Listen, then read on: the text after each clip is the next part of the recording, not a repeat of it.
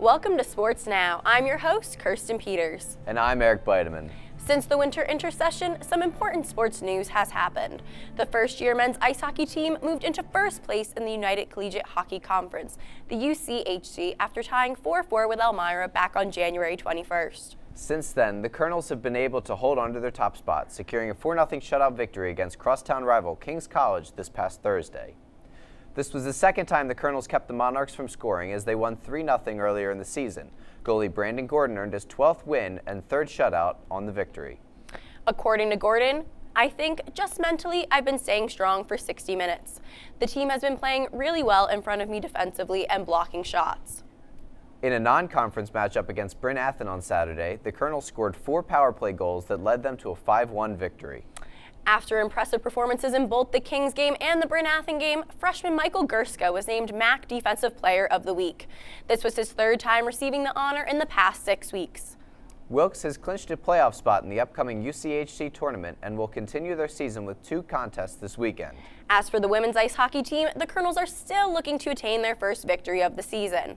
Despite having a losing record, Wilkes is showing improvement on the ice as Loren Frazier and Kendall Castro both scored goals in Wilkes' 4-2 loss against Post University. Callie Erickson scored the most recent goal for the Colonels in their 4-1 loss against Lebanon Valley. Wilkes will face them again tomorrow night. In men's basketball news, the Colonels made a statement this week with wins over Manhattanville and DeSales. Staying true to their defensive identity, the Colonels kept Manhattanville to under 33% shooting from the floor. Senior Connor Evans was the high scorer for Wilkes with 18 points, and Mark Mullins recorded a double-double.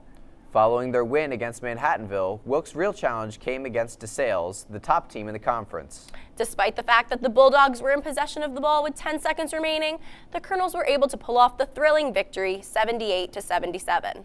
According to game-high scorer Marcus Robinson, we know that nobody makes every shot they take. We know that if we kept making them take contested, low-percentage shots, we would be able to get some stops and fight back into the game. On Wednesday night, Manhattanville's Sarah Couture proved to be the women's Achilles heel, having an impenetrable game and scoring a game-high 31 points. Despite the Valiant's impressive showing, the Colonels were able to tie up the game at 51 each when freshman Steph Kramer executed a perfectly timed three-pointer with 2:44 left in the third quarter. However, Manhattanville's 21 points from behind the arc and 77 free throw percentage helped them to regain their lead and beat the Colonels by 9. Senior Gab Giordano led the Colonels with 18 points, 10 rebounds, and 5 assists. This loss is not representative of the growth that Wilkes has been having as a program, as the Colonels fell to Manhattanville by a significantly larger margin of 83-50 earlier in the beginning of December. According to new head coach Tara Machioko, who previously coached 14 seasons at Marywood University, I'm really proud of the progress that the team has made. 2 months ago, Manhattanville beat us by 33 points. For us to bounce back and play them as close as we did shows that we are making great strides and just have to continue to work on the little things each day to become more consistent and walk off the court as better players and a better team. Both basketball teams will face Misericordia tomorrow night. After competing in the John Reese Duels and displaying dominance over Penn College on their senior night this past Friday, the wrestling team has improved to an 8-game win streak. Senior Nicholas Racanelli posted a technical fall, winning 19-3 in the 195-pound weight class, leading the Colonels to 30-0 heading into the Final 4 bouts. Along with the seniors being honored, Racanelli was also presented his 100-win plaque, an impressive feat that he accomplished in early January. According to head coach John Laudenslager, I'm just excited where we're at right now with our team. I think we're clicking and our guys are getting after people. It was just a great event. The dual meets just kind of keep us fresh, and we want to stay healthy for three weeks until Lycoming when we try to qualify for the national tournament. In the meantime, the Colonels are set to take on Ithaca this Friday night. As for swimming, the men are having a steady season, while the women are struggling a bit in the conference. In the men's win against Marywood, sophomore Jared Byron and freshman Trey Harloff led the Colonels with 3 wins apiece, with 2 coming in individual events. On the women's side, sophomore Abby Keating walked away with 2 wins for the team.